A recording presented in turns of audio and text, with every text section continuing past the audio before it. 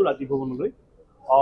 কেইটামান গুৰুত্বপূৰ্ণ বিষয় আজি আপোনালোকৰ যোগেদি অসমৰ ৰাইজক জনাব বিচাৰিছে আমাৰ সন্মানীয় সাংসদ প্ৰদ্যুৎ বৰদলৈ ডাঙৰীয়া আৰু বিৰোধী দলৰ নেতা দেৱব্ৰত শইকীয়া ডাঙৰীয়া। দুইজনেই আপোনালোকক সম্বোধন কৰিব। মই প্ৰথমে বিৰোধী দলৰ নেতা দেৱব্ৰত শইকীয়া ডাঙৰীয়াক সংবাদমেল সম্বোধন কৰিবৰ কাৰণে অনুৰোধ জনাইছোঁ। আমাৰ ৰাজীৱ ভৱনত অনুষ্ঠিত সংবাদমেলত উপস্থিত শ্ৰদ্ধেয় প্ৰদ্যুৎ বৰদলৈ ডাঙৰীয়া, সাংসদ নগাঁও লোকসভা সমষ্টি, আমাৰ প্ৰাক্তন সাংসদ বৰপেটা আব্দুল খালেক ডাঙৰীয়া, আমাৰ মিডিয়া চেলৰ চেয়াৰমেন বেদব্ৰত বৰা ডাঙৰীয়া আৰু জ্যেষ্ঠ মুখপাত্ৰ ঋতুপৰ্ণ কোঁৱৰ ডাঙৰীয়া, আজি আমি এটা গুৰুত্বপূৰ্ণ বিষয়ত সংবাদমেলখন অনুষ্ঠিত কৰিছোঁ। কথাটো হ'ল, যোৱা সময়ছোৱাত 2014 চনত আমাৰ অসমৰ বৰ্তমানৰ যি শাসনাধীষ্ঠ দল, এই বিজেপি দলে সেই সময়ত কেন্দ্ৰত চৰকাৰ গঠন কৰিবলৈ আগবাঢ়িছিল আৰু সেইখিনি সময়তে অসমৰ জনগণকো প্ৰতিশ্ৰুতি দিছিল যে তেখেতসকলে অসমৰ 6 জনগোষ্ঠীক তেখেতসকল ক্ষমতালৈ আহিলে জনজাতিকৰণ কৰিব 6 মাহৰ ভিতৰত। তাৰ পৰৱৰ্তী সময়ত যেতিয়া 2016 চনৰ নিৰ্বাচন হৈছিল, সেইখিনি সময়ত সেই সময়ৰ কেন্দ্ৰীয় জনজাতি মন্ত্ৰী জুৱেল ওৰাম ডাঙৰীয়াই কৈছিল যে অসমৰ 6 জনগোষ্ঠীৰ জনজাতিকৰণৰ ফাইলটো মোৰ টেবুলত আছে, আপোনালোকে প্ৰথমবাৰৰ বাবে ৰেকৰ্ড সৃষ্টি কৰি বিজেপি দলক কংগ্ৰেছে ত্যাগ কৰাই অসমত শাসনলৈ আনক, মই এমাহৰ ভিতৰত আপোনালোকক জনজাতি কৰি দিম। এই কথাখিনি কোৱাৰ পিছত 2014, 16, 19, 21, 24 ইমানকেইটা নিৰ্বাচন অসমৰ জনগণৰ মূৰৰ ওপৰতে গ'ল। 6 জনগোষ্ঠীয়ে বিভিন্ন সময়ত ধৰ্ণা, প্ৰতিবাদ, অৰ্ধলংঘ প্ৰতিবাদ, ৰাস্তা বন আৰু জোৰ সমদল, দিল্লীৰ যন্তৰ মন্তৰত নিজৰ গাঁঠিৰ ধন ভাঙি প্ৰদৰ্শন, এই গোটেইখিনি কৰিলে।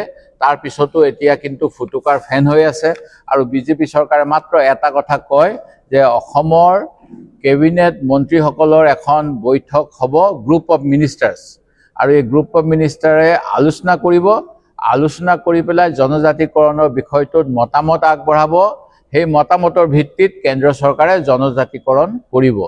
এই কথাখিনি কৈ আমাৰ সাধাৰণতে কোৱা হয় যে জনজাতিসকল গাঁৱৰ মানুহবিলাক হোজা, তেওঁলোকে অকৰা, হেবাং, আমাক এনেকুৱা ধৰণৰ কথাবিলাক কয়। এই কথাটোকে যেন বিজেপি দলৰ যিসকল নেতৃত্বত আছে উচ্চ স্তৰত, তেওঁলোকে সেই কথাখিনিকে যেন অসমত প্ৰেক্টিকেল প্ৰমাণ দি আছে। অসমত বিভিন্ন ধৰণৰ RSSৰ লেবৰেটৰী বুলি কোৱা হয়, যিহেতু ইয়াত জনগাঁথনিটো আপোনালোকে জানে অন্যতকৈ অলপ বেলেগ, কিন্তু সেই বেলেগ হোৱা স্বত্বেও দেশ স্বাধীনতা হোৱাৰ পূৰ্বেই আমাৰ ৰাষ্ট্ৰনেতাসকলে অসমৰ ৰাইজক সেই সময়ৰ মুখ্যমন্ত্ৰীসকলৰ যোগেদি আহ্বান কৰিছিল যে আমি যেন সকলোৱে সামৰি পেলাই অসমীয়া জাতিৰ কথা চিন্তা কৰোঁ। সেই কথাবিলাক ভাৰতৰ প্ৰথম প্ৰধানমন্ত্ৰী পণ্ডিত জৱাহৰলাল নেহৰুৱে বিভিন্ন সময়ত দেশ স্বাধীনতাৰ আগৰ পৰাই মুখ্যমন্ত্ৰী সেই সময়ত প্ৰাইম মিনিষ্টাৰ কৈছিল, তেখেতসকলক লিখা চিঠিবিলাকত আমি পাব পাৰোঁ। সেই কথাখিনি আওকাণ কৰি আজি সম্পূৰ্ণৰূপে বিভিন্ন ধৰণেৰে আমাৰ জাতি জনগোষ্ঠীবিলাকক বিভাজিত কৰিবলৈ চেষ্টা চলি আছে আৰু এতিয়া যিসকল জনজাতি পূৰ্বৰে পৰা আছে তেখেতসকলৰো এটা আন্দোলন হৈছে আৰু ইয়াৰ ফলত গোটেই উজনি নামনি সকলোতে বাদ বিবাদ প্ৰতিবাদ হৈ আছে। এই কথাখিনিৰ মূলতেই হৈছে অসম চৰকাৰৰ মুখ্যমন্ত্ৰী ডক্টৰ হিমন্ত বিশ্ব শৰ্মাৰ কূটকৌশল, ষড়যন্ত্ৰ, তেওঁক চাণক্য বুলি ক'লেও তেওঁ আটাইতকৈ নিকৃষ্ট ৰাজনীতি, ঘৃণনীয় ৰাজনীতি অসমত কৰি থকা এজন মানুহৰ ব্যক্তিগত কিবা এটা যেন খেদ বা ব্যক্তিগত বা তেওঁৰ দলক আগবঢ়াই নিবলৈ বিভাজনৰ ৰাজনীতি যিটো ব্ৰিটিছে কৰিছিল বুলি কোৱা হয়, তেওঁলোক যিহেতু ব্ৰিটিছৰ লগতে আছিল সেই সময়ত দেশ স্বাধীনতাৰ সময়ত, সেই তেওঁলোকে নিজৰ মাষ্টাৰক অনুসৰণ কৰা নীতিৰ ফলত আজি এই অসমৰ অগ্নিগৰ্ভ পৰিস্থিতি হৈছে। আৰু মই দেখা পাইছোঁ বিভিন্ন জাতি জনগোষ্ঠীৰ যেতিয়া আন্দোলন হৈ আছে, তেতিয়া আমাৰ জনগোষ্ঠীয় নেতাসকলে আমাৰ কংগ্ৰেছ দলক দোষাৰোপ কৰি আছে মুখ্যমন্ত্ৰীৰ বিধানসভাৰ বাহিৰত কোৱা এটা কথাৰ উক্তি দি। মুখ্যমন্ত্ৰী মহোদয়ে ক'ত পালে নাজানো, তেখেতে সাধাৰণতে অসত্য কথা কয়। আজিও তেওঁ বিধানসভাত অসত্য কথা কৈছে, যাৰ মই প্ৰতিবাদ কৰিছোঁ। আৰু তেখেতে এটা অসত্য কথা ক'লে, কংগ্ৰেছে যি ৰিজলিউশ্যন লৈছিলে, বিধানসভাত যি সংকল্প প্ৰস্তাৱ লৈছিল 6 জনগোষ্ঠীক জনজাতিকৰণ কৰিব লাগে বুলি, সেই প্ৰস্তাৱত কেৰুণ বা খুঁত থকাৰ বাবে আজিলৈকে জনজাতিকৰণ হোৱা নাই। এই কথাখিনি আপোনালোকক আমি তথ্য দিম। তাৰ যোগেদি আমি ক'ম যে এনেকুৱা কেতিয়াও হোৱা নাই। এয়া মুখ্যমন্ত্ৰীৰ অপপ্ৰচাৰ, আৰু এনেকুৱা অপপ্ৰচাৰৰ বশৱৰ্তী হৈ যিহেতু মুখ্যমন্ত্ৰী এজনে বিভিন্ন সময়ত এই জনগোষ্ঠীয় নেতাসকলক দিছপুৰলৈ আমন্ত্ৰণ কৰে, তেখেতসকলক বিভিন্ন কথা কয়, কেনেকুৱা ধৰণৰ প্ৰগ্ৰেছ হৈছে এইবিলাক কথা কয়, আৰু এই কথাৰ মাজতে তেখেতে এটা অসত্য কথা গভীৰভাৱে মনস্তাত্ত্বিকভাৱে যাতে গোটেই অসমৰ জাতি জনগোষ্ঠীৰ মাজত সোমাই যায়, নিৰ্বাচনী স্বাৰ্থ আগত ৰাখি এনেকুৱা এটা কংগ্ৰেছৰ বিৰুদ্ধে অপবাদ দি আছে। প্ৰকৃততে 2004 চন, 2005 চন বা 2014 চন বা মই শেহতীয়াকৈ 4 মাৰ্চ 2025 অসম বিধানসভাত যিহেতু ব্যক্তিগত সংকল্প প্ৰস্তাৱ আনিছিলোঁ, তাৰ কোনোটোতেই বৰ্তমানৰ জনজাতিসকলৰ ক্ষতি কৰা কথা নাই। আৰু এই গোটেইখিনি আমি তথ্যভিত্তিক লৈছিলোঁ। 1997 চনত যিটো লোকসভাই অসমলৈ এখন জইণ্ট পাৰ্লিয়ামেণ্টাৰী কমিটি পঠাইছিল, সেই কমিটিৰ প্ৰতিবেদনৰ ভিত্তিত। আৰু এই কমিটিখনে যেনেকৈ নাগৰিকত্ব সংশোধনী আইনৰ সময়ত অসমৰ বিভিন্ন অঞ্চললৈ MP এজনৰ নেতৃত্বত এটা সৰ্বদলীয় দল আহিছিল, ঠিক তেনেকৈ গোটেই অসমখন 1996-97 চনত অসম ভ্ৰমণ কৰিছিল। ডিব্ৰুগড়ত 1997 চনৰ ফেব্ৰুৱাৰী মাহত গৈছিল। বিভিন্ন জাতি জনগোষ্ঠীৰ প্ৰতিনিধিসকলক লগ ধৰাৰ পিছত তেখেতসকলৰ মতামত সাপেক্ষে আৰু দুই এটা সংগঠনে তেতিয়া প্ৰতিবাদ কৰিছিল। কিন্তু আপোনালোকে জানেই ডেম'ক্ৰেচিত আমাৰ শাসনেই হয় কেনেকৈ মেজৰিটি, তেওঁলোকে মেজৰিটি ভিউটো লৈছিল আৰু মেজৰিটি ভিউ অনুসৰি এটা সলিউশ্যন দিছিল। আৰু এই সলিউশ্যনটোৱে আমি যোৱা সময়ছোৱাত ইনচিষ্ট কৰি আছোঁ। এই সলিউশ্যন অনুসৰি অসমৰ 6 জনগোষ্ঠীক জনজাতিকৰণ কৰিব লাগে, এক্সিষ্টিং জনজাতিক কোনো অপকাৰ নকৰাকৈ। আৰু সেই কথাখিনি প্ৰকৃততে ক'বলৈ গ'লে অলপ কৈ দিওঁ, 1991-95 চনতে সেই সময়ৰ মুখ্যমন্ত্ৰী প্ৰয়াত হিতেশ্বৰ শইকীয়াই ভাৰতবৰ্ষৰ কেন্দ্ৰ চৰকাৰ আৰু ৰেজিষ্ট্ৰাৰ জেনেৰেল আৰু নেশ্যনেল SC/ST কমিশ্যনলৈ অসম চৰকাৰৰ ৰিকমেণ্ডখিনি পঠাইছিল। এই ৰিকমেণ্ডখিনি সম্পূৰ্ণ নহয় বুলি কৈ ৰেজিষ্ট্ৰাৰ জেনেৰেল বা SC/ST কমিশ্যনৰ পৰা অসমৰ চৰকাৰলৈ কৈছিল আপোনালোকে আৰু বিস্তৃত বিৱৰণ দিয়ক। আমাৰ অসমত এটা ইনষ্টিটিউট আছে, ট্ৰাইবেল ৰিচাৰ্চ ইনষ্টিটিউট। এই ট্ৰাইবেল ৰিচাৰ্চ ইনষ্টিটিউটক তেতিয়া IAS অফিচাৰ আছিলে PP ভাৰ্মা, তেখেতৰ সহযোগত বিভিন্ন ধৰণৰ জনজাতি কিয় হ'ব লাগে এক্সপাৰ্ট কমিটি বনাব কোৱা হৈছিল। ছাব গ্ৰুপ আছিল, কলেজৰ অধ্যাপক আৰু জনজাতি গৱেষক, তেখেতসকলে প্ৰতিটো জনগোষ্ঠীৰ বিষয়ে অধ্যয়ন কৰি কেন্দ্ৰ চৰকাৰক প্ৰতিবেদন দিছিল। আৰু এই গোটেই প্ৰতিবেদনবিলাকৰ উপৰিও 2005 চনত 2006 চনত অসম বিধানসভাই সৰ্বসন্মতভাৱে প্ৰস্তাৱ লৈছিল অসমৰ 6 জনগোষ্ঠীক জনজাতিকৰণ কৰিব লাগে বুলি। সেই এটা সময়ত ভৰত নৰহ ডাঙৰীয়া এই জনজাতি পৰিক্ৰমা বিভাগৰ মন্ত্ৰী আছিল, আৰু এটা প্ৰস্তাৱ বোধ কৰোঁ এটুৱা মুণ্ডা ডাঙৰীয়াই উত্থাপন কৰিছিল। যে কি নহওক, এই গোটেইবিলাক তথ্য আজি আপোনালোকক আমি দিম। ইয়াৰ উপৰিও 2014 চনত নৱেম্বৰ মাহত অসম বিধানসভাৰ তদানীন্তন অধ্যক্ষ শ্ৰী প্ৰণৱ কুমাৰ গগৈৰ নেতৃত্বত এটা সৰ্বদলীয় অসম বিধানসভাৰ প্ৰতিনিধিদলে দিল্লীলৈ গৈ সেই সময়ৰ গৃহমন্ত্ৰী আৰু ৰাজনাথ সিং ডাঙৰীয়া, কেন্দ্ৰীয় জনজাতি পৰিক্ৰমা মন্ত্ৰী জুৱেল ওৰাম ডাঙৰীয়াক ডেপুটেশ্যন দিছিল। আৰু সেইখনত খুব বিস্তৃতভাৱে কেনেকৈ কৰিব পৰা যায় সেই গোটেইখিনি কথা উল্লেখ কৰিছিল, যিহেতু সেইখনেও ৰিলাই কৰিছিল 1996 যিটো অমৰ ৰায় প্ৰধানৰ নেতৃত্বত হোৱা সৰ্বদলীয় ৰিপৰ্টৰ ভিত্তিত। আৰু এইখিনিতে আৰু এটা কথা আমি সকলোৱে নাজানো, কিন্তু কংগ্ৰেছ দলক তেওঁলোকে এটা কথা কৈ থাকে যে আপোনালোকৰ দিনত একো নকৰিলে। প্ৰকৃততে 1998 চনত সেই সময়ৰ কেন্দ্ৰীয় ভাৰতীয় জাতীয় কংগ্ৰেছৰ সভাপতি সীতাৰাম কেশৰী ডাঙৰীয়াই এখন প্ৰাইভেট মেম্বাৰ বিল উত্থাপন কৰিছিল। 1998 চনত মংগলদৈ লোকসভাৰ সাংসদ শ্ৰী মাধৱ ৰাজবংশী ডাঙৰীয়াই এখন বিল উত্থাপন কৰিছিল 6 জনজাতিক জনজাতিকৰণ কৰিব লাগে বুলি। অনুৰূপ ধৰণেৰে 1999 চনত যোৰহাটৰ লোকসভাৰ সাংসদ বিজয় সন্দিক ডাঙৰীয়াইও সেই সময়ত থকা চৰকাৰৰ ওচৰত এখন প্ৰাইভেট মেম্বাৰ বিল উত্থাপন কৰিছিল কংগ্ৰেছ দলৰ সাংসদ হিচাপে 6 জনগোষ্ঠীক জনজাতিকৰণৰ স্বীকৃতি দিব লাগে বুলি। এই গোটেইখিনি তথ্য অসম চৰকাৰৰ ওচৰত অসম সচিবালয়ত আছে।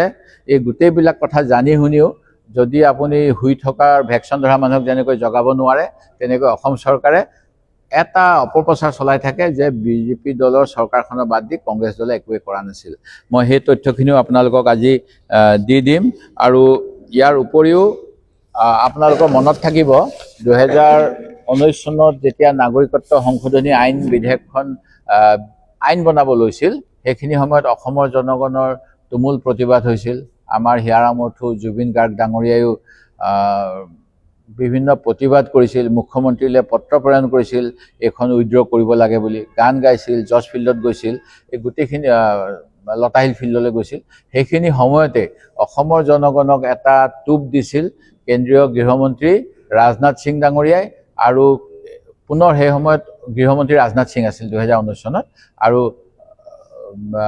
কেন্দ্ৰীয় জনজাতি পৰিক্ৰমা মন্ত্ৰী জুৱেল ওৰাম ডাঙৰীয়াই। তেখেতসকলে লোকসভা ৰাজ্যসভাত দুখন বিল উত্থাপন কৰিছিল 6 জনগোষ্ঠীৰ জনজাতিকৰণ কৰিব লাগে বুলি, যাতে অসমৰ ৰাইজক সেই সময়ত নাগৰিকত্বৰ বিৰুদ্ধে যি প্ৰতিবাদৰ পৰা আঁতৰাই আনিব পাৰি, যাতে জনজাতিকৰণৰ আৱেষ্টনী সুৰক্ষা বিভাগৰ কাৰণে আইন লাগে। ট্ৰেন্সপৰ্ট বিভাগে সেই প্ৰস্তাৱনা কৰিব। তাৰপিছত এইখিনি আইনখিনি ভাৰতীয় সংবিধান অনুসৰি যুক্তিযুক্ত হয় নহয়, কোনোবা আইনৰ লগত ক্লেছ কৰিব নেকি, সেইখিনি জানিবলৈ লিগেল ডিপাৰ্টমেণ্টলৈ যাব লাগে। সেই গতিকে যেতিয়া আমাৰ জনজাতিকৰণ কৰিব লাগে বুলি বিজেপি চৰকাৰে 2019 চনত দুখন বিল উত্থাপন কৰিছিল, তেখেতসকলে অল লিগেল বেৰিয়াৰ্ছ ক্ৰছ কৰি লৈছিল। আৰু বিলখন উত্থাপন কৰাৰ আগত কেবিনেটৰ অনুমোদন লাগে। আপোনালোকে প্ৰতিদিনে অসমত সংবাদ মাধ্যম কভাৰ কৰি আছে, আপোনালোকে জানে মুখ্যমন্ত্ৰী মহোদয়ে বিধানসভাৰ আগতে এখন কেবিনেট কৰি কেবিনেটৰ ডিচিশ্যন লয় কোনবিলাক বস্তু কেবিনেটত যোগেদি বিধানসভালৈ উঠাব আৰু বিধানসভাত গৃহীত কৰাব। সেই গতিকে আমাৰ জনজাতিকৰণৰ কথাটো একেবাৰে ভাৰতবৰ্ষত জনজাতিবিলাকৰ কোনো অধিকাৰ থাকিব নালাগে। এই কথাখিনি এইকাৰণে হয় যে তেখেতসকলে যিখনক আমি ভাৰতীয় সংবিধান বাবা চাহেব আম্বেদকাৰে দিছিলে বুলি ক'ব বিচাৰোঁ, তেখেতসকলে মনোসংহিতা বা তাৰ লগৰ কথাখিনিহে আগুৱাই দিব বিচাৰে। আৰু এই কথাবিলাকৰ কাৰণে এটা দ্বন্দ্ব থাকে। যেতিয়া দ্বন্দ্বটো হৈ থাকে, শাসনত থাকিলে কিছুমান কথা মানিব লগা হয়, কিছুমান এৰা ধৰা কৰি থাকিব লগা হয়।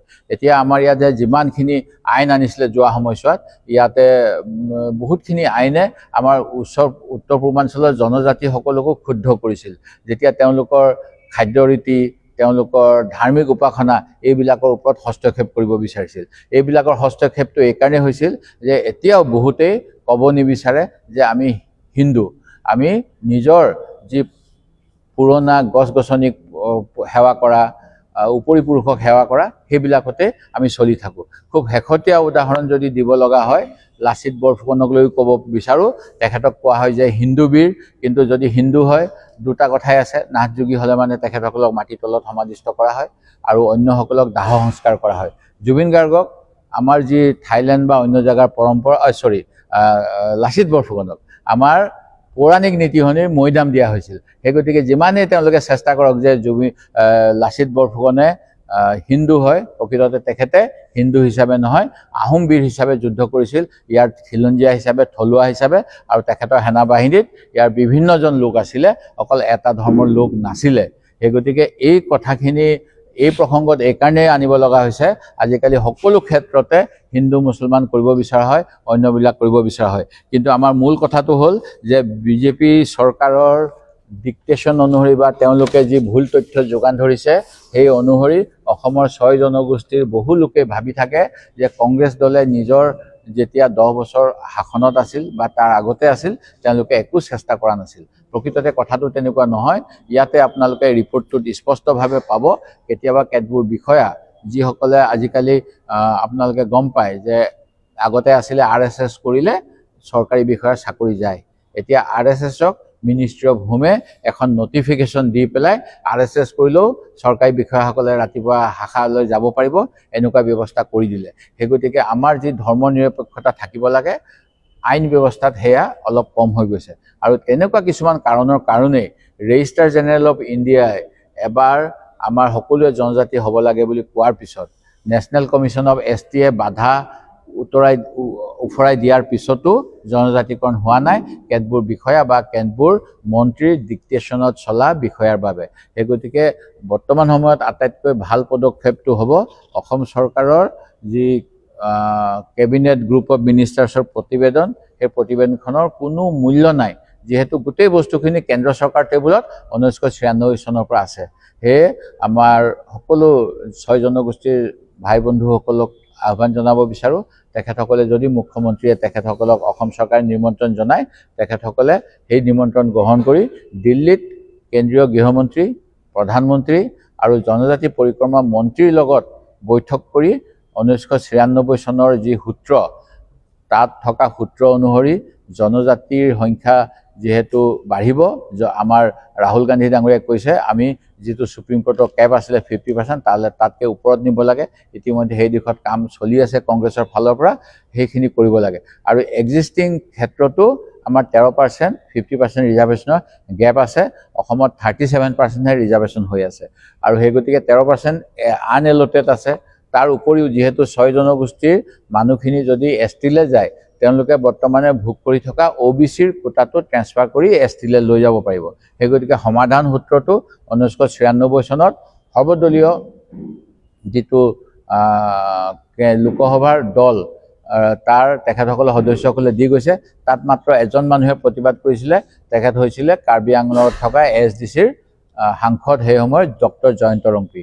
তেখেতে ইয়াত বাধা দিছিল। বাকী অসমৰ ফালৰ পৰা আমাৰ সাংসদ পৱন সিং ঘাটোৱাৰ আৰু অন্যান্যসকল আছিল, AGPৰো আছিল, তেনেকৈ প্ৰবীণ শৰ্মা আছিল, অৰুণ শৰ্মা আছিল, সকলোৱে কিন্তু সেই সময়ত সহমতত উপনীত হৈছিল। সেই গতিকে এই কথাখিনি আজি শ্ৰদ্ধাৰ প্ৰদ্যুৎ বৰদলৈ ডাঙৰীয়া আৰু মোৰ উপস্থিতিত আপোনালোকক এইকাৰণে ক'ব বিচাৰিলোঁ, যোৱা সময়ছোৱাত আমাৰ বিৰুদ্ধে এটা ষড়যন্ত্ৰ চলি আছে বিজেপিৰ পৃষ্ঠপোষকতাত, আৰু তেখেতসকলে বহুত মানুহৰ মাজত বিভ্ৰান্তিৰ সৃষ্টি কৰিবলৈ প্ৰকৃত তথ্যখিনি উদঙাই দিয়া নাই। আশা কৰোঁ আপোনালোকে এতিয়া এই বিষয়ত প্ৰকৃত কথাখিনি ৰাইজক অৱগত কৰিব। ধন্যবাদ শইকীয়া ডাঙৰীয়া। মই সন্মানীয় বৰদলৈ ডাঙৰীয়া, সাংসদ বৰদলৈ ডাঙৰীয়া, তেখেতৰ বক্তব্য আগবঢ়াব কাৰণে দাদা আপুনি ইয়াৰ পৰা পঢ়ি দিব পাৰে লাগিলে 2-4টা। মই আপোনালোকে আমাৰ অসম বিধানসভাৰ বিৰোধী দলপতি কংগ্ৰেছৰ জ্যেষ্ঠ নেতা শ্ৰী দেৱব্ৰত শইকীয়াই আপোনালোকক গোটেইখিনি ক'লে যে কেনেকৈ কংগ্ৰেছ দলে এই 6টা জনগোষ্ঠীক জনজাতীয়কৰণ কৰাৰ ক্ষেত্ৰত কংগ্ৰেছ দলে সেই তাহানিৰে পৰা কেনেধৰণে প্ৰণালীগতভাৱে অহোপুৰুষাৰ্থ কৰি আহিছে, সেই কথা খৰচি মাৰি পেলাই দেৱব্ৰত শইকীয়া ডাঙৰীয়াই ক'লে। মই আপোনালোকক এইটো কথাই ক'ব খুজিছোঁ যে আমাৰ দেশৰ সংবিধানত উত্তৰ পূৰ্বাঞ্চলৰ জনগোষ্ঠীয়, আমাৰ জনজাতীয়সকলৰ সুকীয়া পৰিচয়, সুকীয়া অস্তিত্ব, ইয়াক স্বীকৃতি দিবৰ বাবে আমাৰ অসমৰ পুৰুধা ব্যক্তি, কংগ্ৰেছ নেতা, অসমৰ প্ৰথম প্ৰধানমন্ত্ৰী আৰু পিছত মুখ্যমন্ত্ৰী হিচাপে কাৰ্যভাৰ গ্ৰহণ কৰা গোপীনাথ বৰদলৈয়ে সকলোৱে জানে যে ভাৰতীয় সংবিধানত 6ষ্ঠ অনুসূচী 6th শিডিউল, সেই 6th শিডিউলৰে স্ৰষ্টা আছিলে গোপীনাথ বৰদলৈ। আৰু গোপীনাথ বৰদলৈক সহযোগ কৰিছিলে সেই সময়ৰ কনষ্টিটুৱেণ্ট এছেম্বলিৰ উত্তৰ পূৰ্বাঞ্চলৰ পৰা যোৱা আন এজন সদস্য, এতিয়াৰ মেঘালয়ৰ জে নিকলছ ৰয়। গোপীনাথ বৰদলৈ তেওঁ নিজেও কনষ্টিটুৱেণ্ট এছেম্বলিৰ মেম্বাৰ আছিলে আৰু জে নিকলছ ৰয়ো আছিলে। তেওঁলোকে দুয়ো বৰ শক্তিশালীভাৱে আমাৰ জনজাতীয় গোষ্ঠীসকলক মৰ্যাদা দিয়াই নহয়, জনজাতীয় গোষ্ঠীসকলৰ সকলো ধৰণৰ অস্তিত্ব, পৰিচয় এইবিলাকক স্বীকৃতি দিবৰ বাবে আৰু নিজাববীয়াকৈ নিজকে শাসন চলাবৰ কাৰণে 6ষ্ঠ অনুসূচীৰ সেই ব্যৱস্থাৰ গোটেই সূচীটোৱেই গোপীনাথ বৰদলৈৰ নেতৃত্বত হৈছিলে। আৰু B.R. আম্বেদকাৰ কনষ্টিটুৱেণ্ট এছেম্বলিৰ চেয়াৰমেন, যাৰ নেতৃত্বত ভাৰতীয় সংবিধানখন ৰচনা কৰা হৈছিলে, তেওঁ সম্পূৰ্ণভাৱে গোপীনাথ বৰদলৈ আৰু জে নিকলছ ৰয়ৰ এই যিটো উদ্যোগ, এই উদ্যোগক সঁহাৰি দিয়াই নহয়, আমাৰ সংবিধানত সেয়া সন্নিৱিষ্ট কৰা হয়। আৰু কংগ্ৰেছ দলে বিভিন্ন জনগোষ্ঠীয় যি আছে আমাৰ লোক, সেই লোকসকলক স্বীকৃতি দিয়াই নহয়, তেওঁলোকৰ অধিকাৰ দিয়াই নহয়, তাৰ লগে লগে বাকী বিশেষকৈ অসমত যিবিলাক জনগোষ্ঠীয় আছে সেই জনগোষ্ঠীয় লোকসকলৰ সকলো ধৰণৰ পৰিচয় অস্তিত্ব ইয়াকো স্বীকৃতি দিবৰ বাবে কংগ্ৰেছ দলে, যেতিয়া প্ৰয়াত হিতেশ্বৰ শইকীয়া ডাঙৰীয়া কংগ্ৰেছ দলৰ সভাপতি আছিলে, 1996 চনত যিখন মেনিফেষ্টো বনোৱা হৈছিলে, অসম বিধানসভা নিৰ্বাচন হৈছিলে 1996 চনত, তাত উল্লেখ আছিলে, মই এই দুটা লাইন পঢ়ি দিছোঁ, প্ৰত্যেক জনজাতীয় গোষ্ঠীৰ সামাজিক সাংস্কৃতিক বৈশিষ্ট্য, ঐতিহাসিক পৰম্পৰা আৰু পটভূমি, জীৱনধাৰা,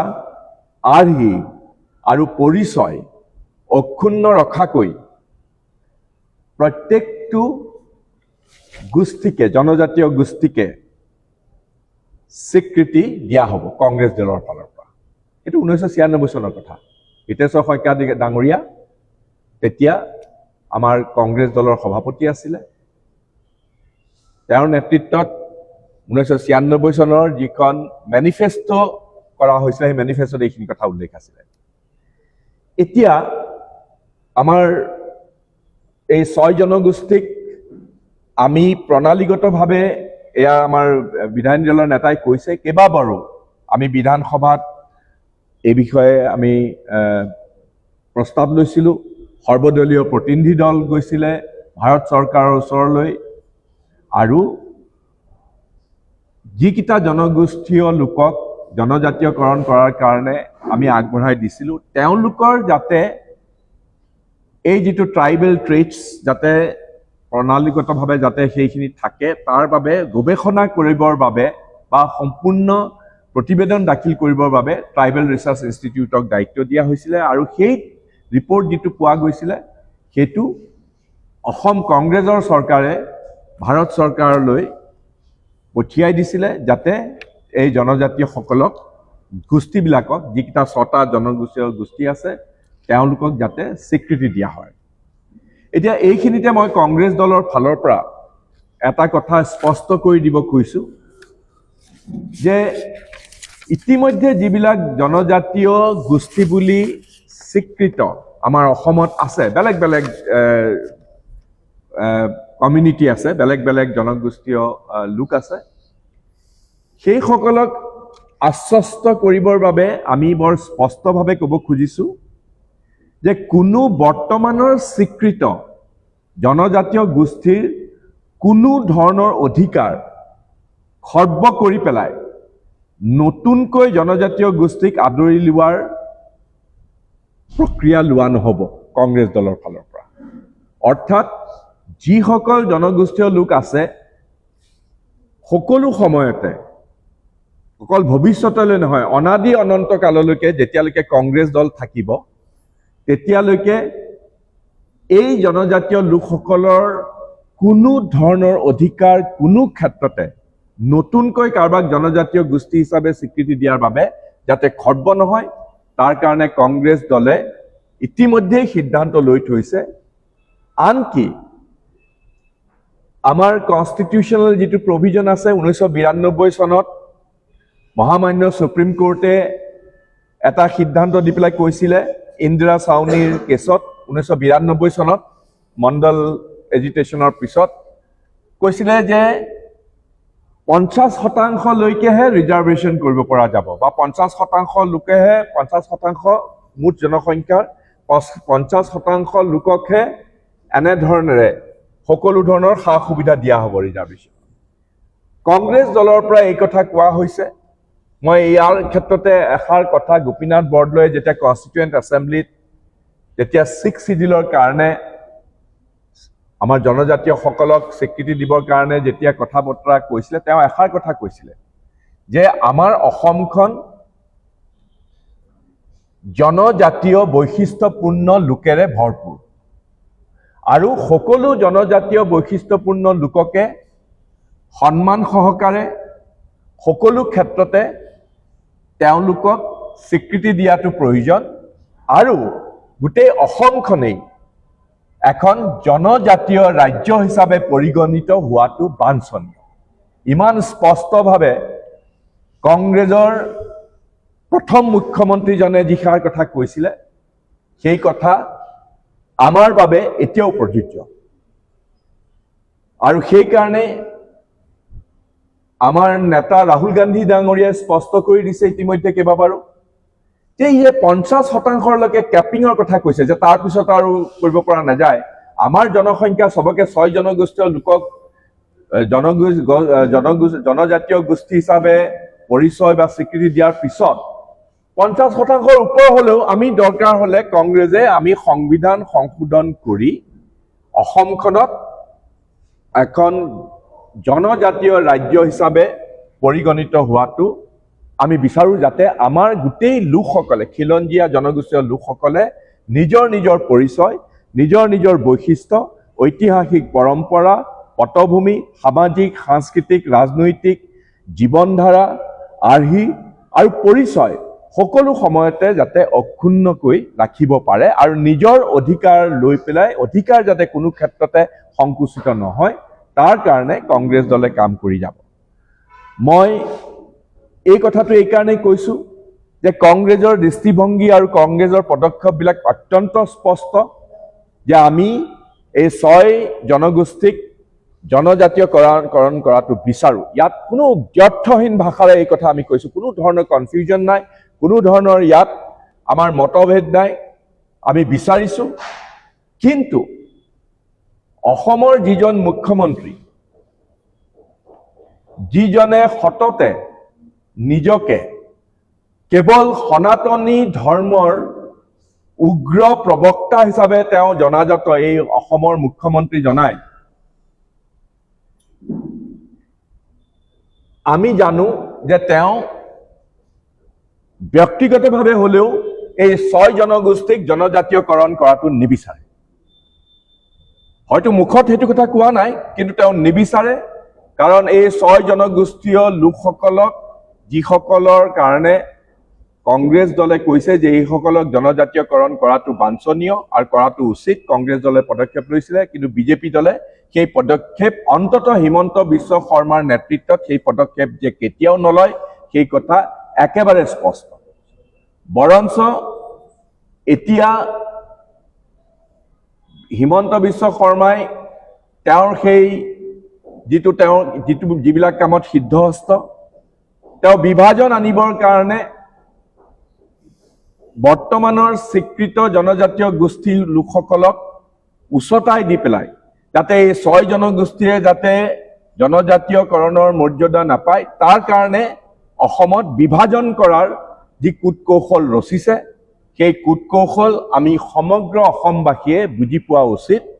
আৰু হিমন্ত বিশ্ব শৰ্মাৰ এই কূটকৌশল উফৰাই আমি যাতে অনাগত দিনবিলাকত এই 6 জনজাতীয় যি গোষ্ঠী আছে, 6 গোষ্ঠীক যিসকলৰ মাজে মাজে নেতৃত্বক বশীভূত কৰিবৰ কাৰণে হিমন্ত বিশ্ব শৰ্মাই অনেক চেষ্টা কৰি আহিছে, আমি বিচাৰো যে এই 6 জনজাতীয় গোষ্ঠীক বা যিসকলে জনজাতীয় পোৱাৰ যোগ্য সেইসকলক স্বীকৃতি দিয়াৰ এটা সংগ্ৰাম আমি সকলোৱে কৰিব লাগিব। আৰু হিমন্ত বিশ্ব শৰ্মাৰ এই বিভাজনৰ যি ৰাজনীতি, সেই ৰাজনীতি উফৰাই আমি অসমত অদূৰ ভৱিষ্যতত আৰু আগলৈও জনজাতীয়, প্ৰত্যেকটো জনজাতীয় খিলঞ্জীয়া জনগোষ্ঠীকে আমি উপযুক্তভাৱে সন্মান সহকাৰে সৈতে, সমৰ্যাদাৰে সৈতে আমি সমবিকাশৰ ৰাস্তাত লৈ গৈ তেওঁলোকক স্বীকৃতি দিবৰ বাবে কংগ্ৰেছ দল আগতেও আছিলে আৰু এতিয়াও বদ্ধপৰিকৰ। এইখিনি কথাই মই সকলোৰে হৈ পেলাই কংগ্ৰেছ দলৰ পৰা ক'ব বিচাৰিলোঁ। ধন্যবাদ। ধন্যবাদ। কিবা প্ৰশ্ন কৰিব লগা আছে নেকি আপোনালোকৰ? থিয় হৈ পেলাই ক'বলৈ কোৱা। মই শুনা নাই, অলপ পৰিচয়টো দি লওক নিজৰ।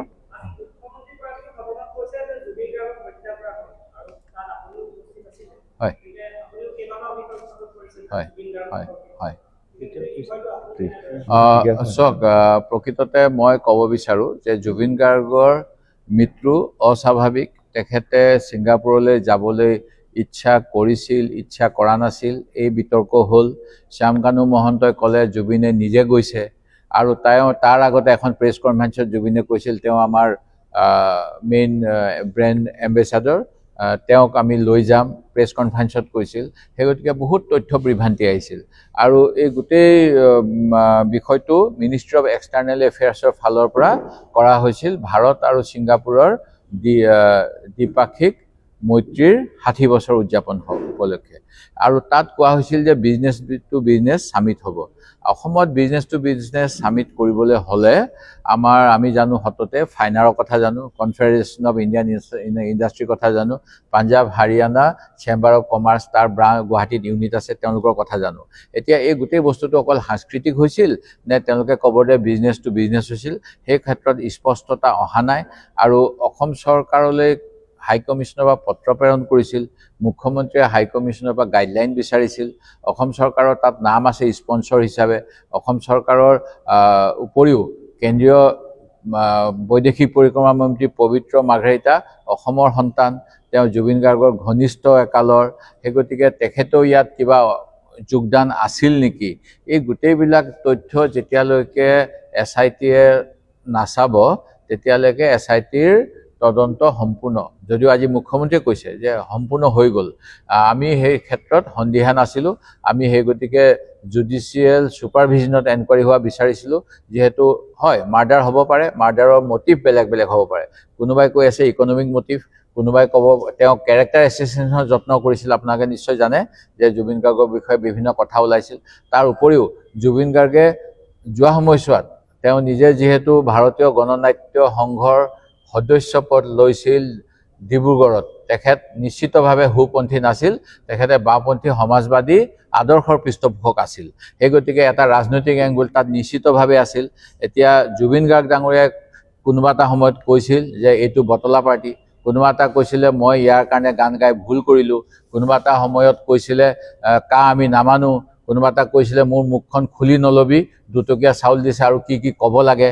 কোনোবা এটা সময়ত অসমৰ এজন মুখ্যমন্ত্ৰীলৈ তেওঁ পত্ৰ প্ৰেৰণ কৰিছিল নাগৰিকত্ব সংশোধনী আইনৰ বিৰুদ্ধে।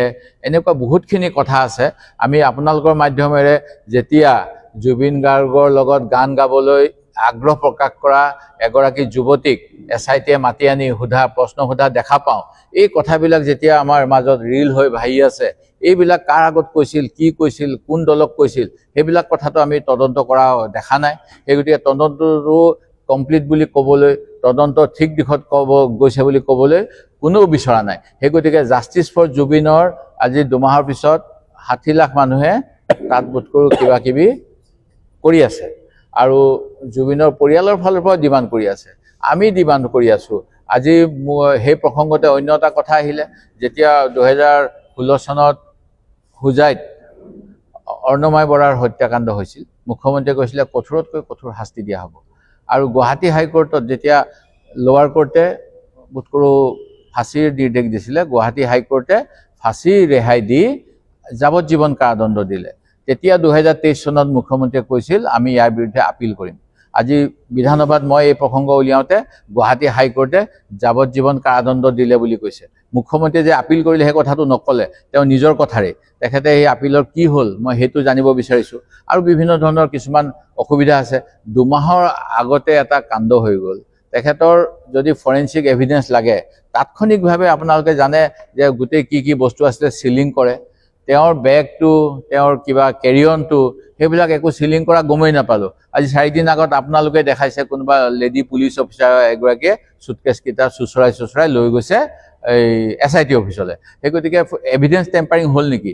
আৰু যিটো আমি বিচাৰিছিলোঁ জুডিচিয়েল ছুপাৰভিজনটো নহ'ল, বৰঞ্চ জুডিচিয়েল কমিশ্যন দিলে। কমিশ্যনে যিখিনি প্ৰশ্ন সুধিলে, আপোনালোকে এই হত্যাকাণ্ডৰ বিষয়ে কি জানে, কি কথা, কিবা প্ৰমাণ আছে যদি আমাকো কওক, সেইখিনি কথাটো অসম আৰক্ষী CID-য়ে 18, 19, 20, 21 তাৰিখমানৰ পৰা সুধিয়ে আছে 21 ছেপ্টেম্বৰৰ পৰা সেই গতিকে দুফালৰ পৰা কিয় সোধাইছে এইবিলাক কথা আমাৰ কিছু প্ৰশ্ন আছিলে আৰু সেই গতিকে আমি অসম বিধানসভাৰ হাউচ কমিটি ডিমাণ্ড কৰিছিলোঁ আৰু হাউচ কমিটি নিজে তাত এক্সপাৰ্ট নহয় judicial expert legal expert house কমিটিৰ তেনেকুৱা নিয়ম আছে আনি লৈ পেলাই তদন্ত সঠিক দিশত গৈছে নাই চাব পৰা আমি সেইখিনি বিষয়ক লৈ আজি সভা স্থগিত প্ৰস্তাৱ আনি আলোচনা কৰি আহিছোঁ থেংক ইউ ধন্যবাদ হ'ব থেংক ইউ